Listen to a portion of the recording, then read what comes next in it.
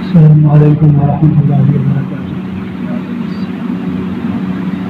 بسم اللہ الرحمن الرحیم، الحمد للہ رب العالمین، والصلاة والسلام علی رسول الامین وعلی من تبعهم بإحسان إلی یوم الدین، اما بعد۔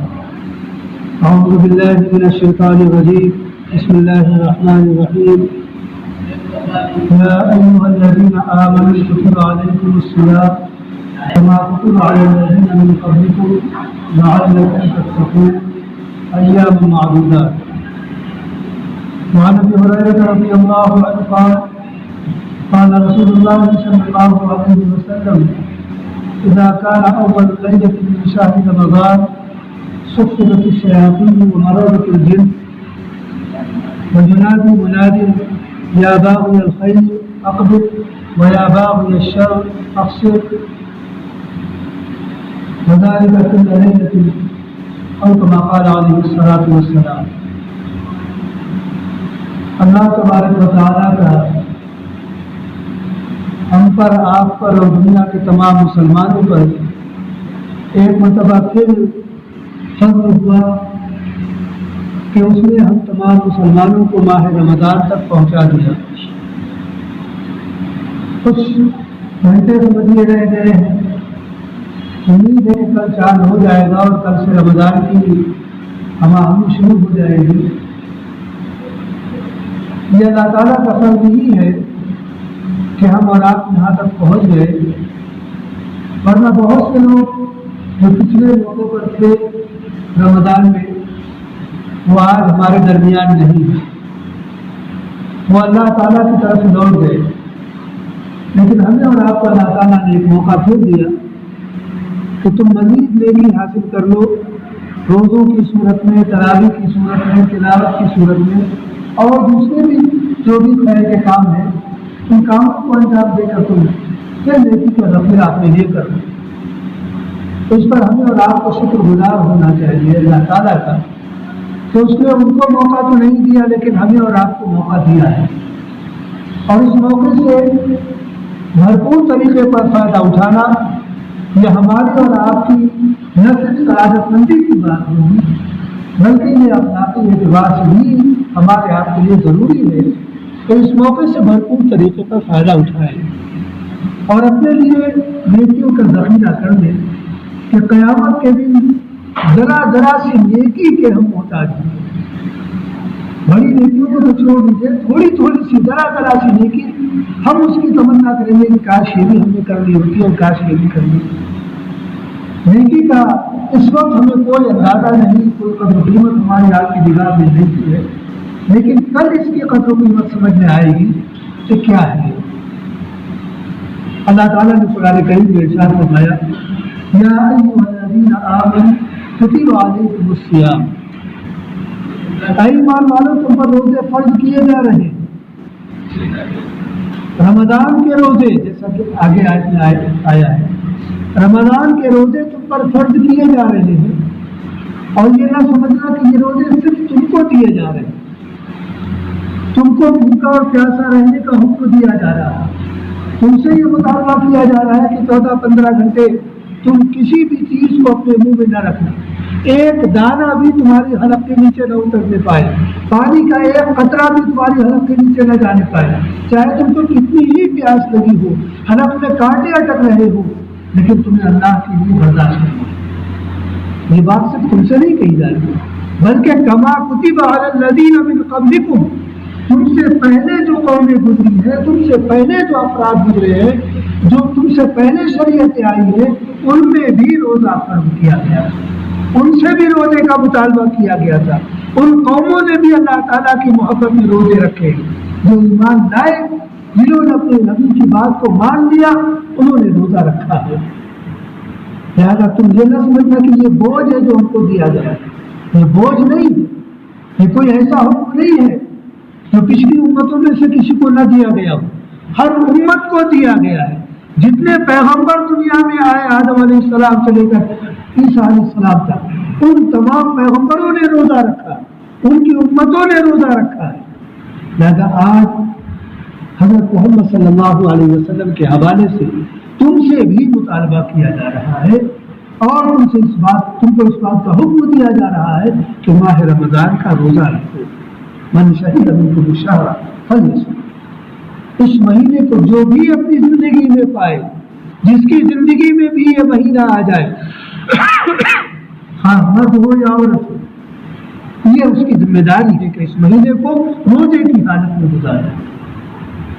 لعلکم تتقون، یہ روزہ جو تم پر فرض کیا جا رہا ہے اور پچھلی امتوں پر بھی فرض کیا گیا، اس روزے کا بنیادی مقصد کیا ہے؟ کیوں تم سے روزے کا مطالبہ کیا جا رہا ہے؟ اس کی بنیادی وجہ یہ ہے کہ تم اپنے رب سے ڈرنے والے بن جاؤ، تمہارے دل میں تمہارے پروردگار کا خوف پیدا ہو جائے. تم بڑے لیڈر بن چکے ہو، تم گناہ کرتے ہو، تمہیں ذرا بھی احساس نہیں ہوتا کہ اس گناہ کا اس کو کیا جواب دیں گے. تم اللہ تعالیٰ کی نافرمانی کرتے ہو، اللہ تعالیٰ کے حکموں کو توڑتے ہو، اور تمہیں ذرا بھی خیال نہیں ہوتا کہ کل تمہیں اپنے رب کے سامنے کھڑا ہونا ہے اور اکیلے کھڑا ہونا ہے، اپنی زندگی کے ایک ایک عمل کا حساب لینا ہے. یہ جو نافرمانی کر رہے ہو اس کا بھی تم کو جواب دینا. کیوں کی نافرمانی؟ کیا تھا تمہارے پاس اللہ تعالیٰ کا حکم نہیں پہنچا تھا کہ اطاعت و فرمانبرداری یہ تمہاری پہچان بننی چاہیے؟ اللہ تعالیٰ نے تم کو اطاعت و فرمانبرداری کے لیے پیدا کیا، کیا یہ حکم تم کو نہیں پہنچا تھا؟ پھر تم نے نافرمانی کیوں کی؟ تو تمہارے دل سے جو ڈر نکل چکا ہے، اللہ تعالیٰ کے سامنے کھڑے ہونے کا استعداد تمہارے اندر نہیں رہ گیا، اس کو قائم کرنے کے لیے تمہیں حکم دیا جا رہا ہے کہ روزہ رکھو. اور یہ بات تجربے کی ہے، آپ سب کا تجربہ ہوگا کہ رمضان میں جب آپ روزہ رکھتے ہو، رمضان کو چھوڑ دیجیے، اگر آپ اور کسی دن میں روزہ رکھتے ہیں تو آپ کے اندر احساس اللہ تعالیٰ کا بڑھ جاتا ہے، اور کوئی بھی گناہ کی بات آپ اس سے اپنے آپ کو ہر ممکن تدبیر کرتے ہوئے بچائیں. عام دنوں کی بات ہے، محرم کا روزہ آپ نے رکھا، شعبان کا روزہ آپ نے رکھا، یا اور کسی موقع پر آپ نے روزہ رکھا، تو آپ کو اس بات کا احساس رہتا ہے کہ روزہ ہمارا خراب نہ ہونے پائے، کوئی ایسی بات نہ ہو جو اللہ تعالیٰ کے نزدیک نافرمانی قرار دی جائے اور اس کا اثر ہمارے روزے پر پڑے. یہ عام روزوں کی بات ہے. تو رمضان کا روزہ جو خاص اسی تربیت کے لیے فرض کیا گیا، ہماری آپ کی تربیت کی جانی ہے اس روزے کے ذریعے سے، کہ جس طرح سے تم رمضان کے مہینے میں روزہ رکھ کر اللہ تعالیٰ کا ڈر اپنے اندر محسوس کرتے ہو اور کسی بھی غلط کام کو کرنے سے پہلے سوچتے ہو کہ اس کا جواب کیا دیں گے، اور پھر اس کا نتیجہ یہ ہوتا ہے کہ تم اس غلط کام سے، اس غلط بات سے باز رہتے ہو، اللہ تعالیٰ کی اطاعت کرتے ہو، اللہ تعالیٰ کی فرمانبرداری کرتے ہو. یہ کیفیت کیسے پیدا ہوئی؟ یہ اللہ تعالیٰ کے ڈر کی وجہ سے پیدا ہوئی. اور اللہ تعالیٰ کا ڈر کیسے پیدا ہوا؟ وہ روزے کی وجہ سے پیدا ہوا. یہ ہمارا آپ کا مشاہدہ تجربہ ہے کہ روزے کی حالت میں ہم اللہ تعالیٰ کا بڑا استحضار رکھتے ہیں، بہت ڈرتے ہیں، اور کوئی ایسی بات کم از کم دانستہ طریقے پر نہیں ہونے دیتے ہیں جس سے اللہ تعالیٰ ناراض ہو اور ہمارا روزہ متاثر ہو جائے. اللہ تعالیٰ یہ چاہتا ہے کہ یہ جو کیفیت ہے، یہ کیفیت پوری زندگی اور زندگی کے ہر لمحے میں پیدا ہو جائے، کیونکہ ہم اور آپ صرف رمضان کے لیے مسلمان بننے کے طور پر نہیں بھیجے گئے کہ رمضان کے مہینے میں ہم مسلمان ہو جائیں اور کسی طرح کی نافرمانی نہ کریں، زبان کی بھی حفاظت، آنکھوں کی بھی حفاظت، کانوں کی بھی حفاظت، دل و دماغ کی بھی حفاظت، ہر چیز کی حفاظت، کیونکہ روزہ خراب ہو جائے گا. اور پھر جب روزے ختم ہو جائے، عید کا دن آ جائے، تو پھر آزاد، پھر کسی چیز سے کوئی مطلب نہیں. کیا اللہ تعالیٰ کی نافرمانی ہے؟ کیا اللہ تعالیٰ کی فرمانبرداری ہے؟ جو کچھ ہو گیا سب ٹھیک ہے، فرمانبرداری کر لی تو بہت اچھا، نہیں کی تو کوئی بات نہیں. یہ بات نہ رہے ہمارے آپ کے اندر، بلکہ جس طرح سے رمضان میں ہم احساس رکھتے ہیں اللہ تعالیٰ کا اور اللہ تعالیٰ کی نافرمانی سے اپنے آپ کو بچاتے ہیں، اسی طرح سے دوسرے دنوں میں بھی ہم اپنے آپ کو بچائیں. اس لیے اللہ تعالیٰ نے یہ روزہ ہم پر آپ پر فرض کیا ہے. اور 1 مہینہ لگاتار روزے اسی لیے اللہ تعالیٰ نے لازم کیے کہ 1-2 دن کا روزہ فرض کیا جائے تو وہ کیفیت نہیں پیدا ہوگی. آپ روزہ شروع کریں گے، بہت سی ایسی باتیں ہوں گی جو 11 مہینے ہم کرتے رہے، اچانک پابندیاں نہیں لگ جائیں گی. کہیں زبان سے غلط بات نکل جائے گی، کہیں نگاہ کسی غلط چیز پر پڑ جائے گی، کان غلط بات سن لیں گے. لیکن جب 2-3-4 روزے گزر جائیں گے تو ذرا کچھ تربیت ہو جائے گی، پھر زبان کا بھی احساس رہے گا، کانوں کا بھی احساس رہے گا، نگاہوں کا بھی احساس. اللہ تعالیٰ یہی تو چاہتا ہے، اسی لیے تو اس نے فرمایا لعلکم تتقون، کہ تمہارے اندر تقویٰ پیدا ہو جائے، تمہارے اندر اللہ تعالیٰ کا ڈر پیدا ہو جائے اور تم واقعی مسلمان بن کر رہتے رہو، صرف رمضان کے مسلمان نہ بنو. یا جیسے ہم اور آپ مسجد میں ہوتے ہیں، بہت پکے سچے مسلمان ہوتے ہیں، نہ جھوٹ بولتے ہیں، نہ غیبت کرتے ہیں، نہ بدنگاہی کرتے ہیں، نہ اور اس طرح کی بات. لیکن جب مسجد کی دہلیز سے باہر قدم جاتا ہے تو بدنگاہی بھی شروع ہوتی ہے، بد زبانی بھی شروع ہوتی ہے، گالم گلوچ بھی ہونے لگتا ہے، غلط قسم کی باتیں بھی سننے میں مزہ آنے لگتا ہے. ہر وہ کچھ جو مسجد میں ہم جس سے گریز کر رہے تھے وہ سب ہمارے لیے گناہ جائز ہو جاتا ہے.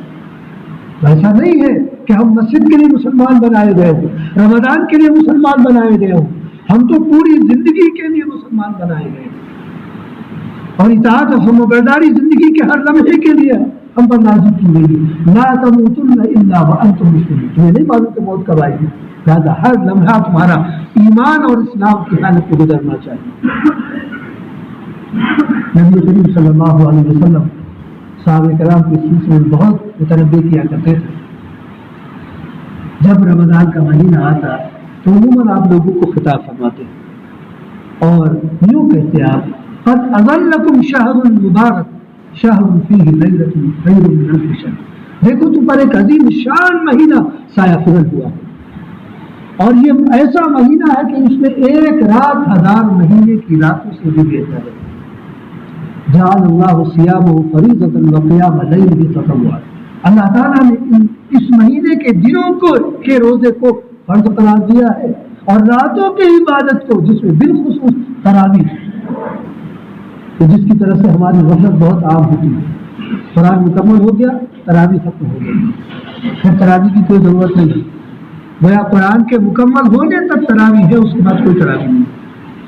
جب تک پورا رمضان تراویح ہے، چاند دیکھ کر آپ تراویح شروع کریں گے اور چاند دیکھ کر تراویح ختم کریں گے. یہ نبی کا فرمان ہے، من قام رمضان ایمانا واحتسابا غفر له ما تقدم من ذنبه. جس شخص نے پورا رمضان قیام کیا اللہ تعالیٰ سے اجر کا امیدوار بن کر، یقین رکھ کر، اللہ تعالیٰ اس کی تمام سیئات سے درگزر کرے گا، اس کے تمام چھوٹے چھوٹے گناہ اللہ تعالیٰ معاف کر دے گا. تو پورے رمضان کی بات، تو رات کی جو عبادت ہے اللہ تعالیٰ نے اس کو اپنے سے قریب ہونے کا ایک بہترین ذریعہ بنایا. اور ایک موقع پر آپ نے یوں فرمایا فإذا كان أول ليلة من شهر رمضان صفدت الشياطين ومرضت الجن. جب رمضان کی پہلی شب آتی ہے، یعنی چاند نکلتا ہے، ہم اور آپ تراویح کی تیاری شروع کر دیتے ہیں. ادھر ہم اور آپ تراویح کی تیاری کر رہے ہوتے ہیں اور ادھر اللہ تعالیٰ کی طرف سے ہمارے لیے حالات کو سازگار بنانے کی تدبیریں کی جا رہی ہوتی ہیں. جتنے بھی شیاطین سرکش قسم کے ہیں، ابلیس اور دیگر جو کے ہیں سرکش اور ضدی قسم کے، ان سب کو قید کر دیا جاتا ہے. صفدت الشیاطین ومرضت الجن، جتنے بھی شیاطین ضدی قسم کے ہیں، سرکش قسم کے اور جنات اس طرح کے ہیں، وہ سب کے سب قید کر دیے جاتے ہیں. ان کے ہاتھ پیروں میں ہتھکڑیاں اور جڑیاں ڈال دی جاتی ہیں. ان کو گویا بالکل قید خانے میں ڈال دیا جاتا ہے کہ اللہ کے بندوں کو، اللہ کی بندیوں کو یہ بہکائے نہیں. اور وفتحت ابواب الجنہ فلم یغلق منها باب، جنت کے جتنے دروازے ہیں سارے دروازے کھول دیے جاتے ہیں اور کسی ایک دروازے کو بھی بند نہیں رکھا جاتا. وغلقت ابواب النار فلم یفتح منها باب، اور جہنم کے جتنے دروازے ہیں ان سارے دروازوں پر تالے ڈال دیے جاتے ہیں، کسی دروازے کو کھلا نہیں رکھا جاتا ہے. اور پکارنے والا پکارتا رہتا ہے یا باغی الخیر اقبل و یا باغی الشر اقصر، اے نیکی کے طلبگار آگے بڑھ اور جو نیکی ممکن ہو کر لے، کہ خدا جانے یہ موقع پھر تجھے ملے کہ نہ ملے. اور اے برائی کرنے والے رک جا، یہ برائی کا موقع اور اپنے پروردگار کو ناراض کرنے کا موقع نہیں ہے، سمجھا۔ وَلِلَّهِ عُتَقَاءُ مِنَ النَّارِ، اور اللہ تعالیٰ بے شمار بندوں کو ماہ رمضان کی ہر رات میں جہنم سے نجات دیتا ہے، اور یہ سلسلہ ہر رات رہتا ہے۔ اس طرح سے پکار اور ندا ہر رات لگائی جاتی ہے۔ یہ ہمارے آپ کے لیے کہ ہم اور آپ بیدار ہوں، غفلت کو چھوڑ دیں، اس موقع کو غنیمت جانے، دن کو بھی غنیمت جانے اور راتوں کو بھی غنیمت جانے، ایک ایک لمحے کو غنیمت جانے کہ یہ زندگی میں مل گیا ہے، آئندہ رمضان ہم کو ملے گا کہ نہیں ملے گا، آئندہ کے رمضان کے دن اور راتیں ہمیں ملے گی یا نہیں ملے گی، سحری کا وقت اور افطار کا وقت ملے گا یا نہیں ملے گا۔ لہٰذا اس موقع پر جو کچھ مل گیا ہے اسے غنیمت سمجھ کر اسے گلے لگانے اور اس سے بھرپور طریقے پر فائدہ اٹھانے کی کوشش کریں۔ نبی کا فرمان یہ ہے، روزے کی اہمیت کیا ہے یہ ہم اور آپ سمجھتے نہیں، ہم اور آپ سمجھتے ہیں کہ بس ٹھیک ہے رمضان کا مہینہ ہے، سب روزہ رکھتے ہیں، چلو ہم بھی روزہ رکھیں۔ تو ایک رسم نہیں ہے جو ہم کو اور آپ کو ادا کرنا ہے، بلکہ روزے کو اس کی روح کے ساتھ رکھنا ہے، اس کی زندگی کے ساتھ رکھنا ہے۔ نبی نے فرمایا من لم يدع قول الزور والعمل به فليس لله حاجة في ان يدع طعامه وشرابه، جس کسی نے روزے کی حالت میں جھوٹ بولنا اور جھوٹ پر عمل کرنا نہیں چھوڑا، اللہ تعالیٰ کو اس کے بھوکے رہنے اور پیاسے رہنے کی کوئی ضرورت نہیں۔ آپ یہ نہ سمجھیے کہ صرف کھانے اور پینے سے رک جانے کا نام روزہ ہے، بلکہ روزہ اس کے ساتھ اپنی زبان کی حفاظت کا روزہ، اپنی نگاہوں کی حفاظت کا روزہ، اپنے کانوں کا روزہ، اپنے ہاتھوں کا روزہ، اپنے پیروں کا روزہ، دل و دماغ کا روزہ، یعنی ہم روزے کا ایک پیکر بن جائے۔ صرف کھانے پینے کا نام روزہ نہیں ہے، زبان سے کوئی غلط بات نہ نکلے، نظر کسی چیز غلط چیز پر نہ پڑے، کان میں کوئی غلط بات نہ جائے، ہمارے ہاتھ کسی غلط چیز پر نہ پڑے، ہمارے پیر غلط جگہ کی طرف نہ جائے، اس طرح سے ہم روزے کو مکمل کریں، کیونکہ نبی نے ایسے ہی اپنے روزے کو مکمل کیا ہے۔ تو جب ہم اس طرح سے اپنے روزے کو مکمل کریں گے تو انشاءاللہ قیامت کے دن اللہ تعالیٰ فرمائے گا الصوم لی وانا اجزی بہ، روزہ تم نے میرے لیے رکھا ہے اور اس کا صلہ میں خود دوں گا۔ تو اگر اللہ تعالیٰ کے لیے ہم روزہ رکھنا چاہتے ہیں اور اللہ تعالیٰ سے اپنے روزے کا صلہ لینا چاہتے ہیں تو پھر جس انداز سے روزہ رکھنا ہمارے آپ کے لیے ضروری قرار دیا گیا ہے اس انداز سے ہم روزہ رکھیں، تاکہ یہ عبادت، یہ روزہ قیامت کے دن ہمارے آپ کے لیے سفارش کر سکے اور اللہ تعالیٰ سے جنت کا پروانہ حاصل کر سکے۔ اللہ تبارک و تعالیٰ ہم تمام مسلمانوں کو روزہ اور راتوں کی عبادت کرنے کی توفیق عطا فرمائے، اور جس انداز سے ہمیں اور آپ کو روزہ رکھنا چاہیے اس انداز سے روزہ رکھ کر اللہ تعالیٰ کا قرب اور اس کی خوشنودی حاصل کریں۔ اللہ تعالیٰ ہم تمام مسلمانوں کو توفیق عطا فرمائے۔ وما علینا الا البلاغ۔ اللہ